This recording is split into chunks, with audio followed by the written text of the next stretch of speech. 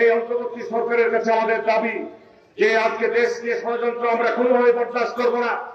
আজকের এই সমাবেশ করার মৌলিক উদ্দেশ্য এবং কারণ যে বাংলাদেশ জাতীয়তাবাদী শক্তি দেশের স্বার্থে, জনগণের স্বার্থে, দেশের বাঞ্ছিত পতাকার স্বার্থে আপোষহীন ভাবে লড়াই করে যাচ্ছি। আমরা অন্যায়ের সাথে আপোষ করবো না, গণতন্ত্রের ব্যাপারে আমরা আপোষ করবো না। আমরা যে কারণেই আজকে এই মাঠে রাজপথে লড়াই চালিয়ে যাচ্ছি।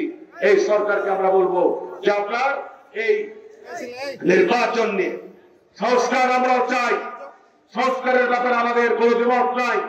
সংস্কার একটি চলমান প্রক্রিয়া, সংস্কার চলবে ব্যাপকভাবে, কিন্তু নির্বাচনকে নিয়ে কোন ধরনের চক্রান্ত করা যাবে না। মানুষ প্রায় 15-16 বছর যাবৎ নির্বাচনের মধ্য দিয়ে তাদের প্রতিনিধিদেরকে নির্বাচিত করতে পারে নাই বলেই আজকে দেশের এই ভয়াবহ সংকট। আমরা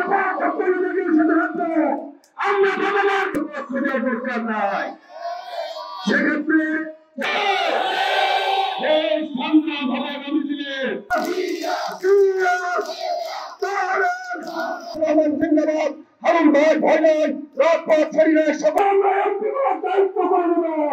আমাদের প্রিয় হারুনের সঙ্গে ভোট দিতে চাই নাই।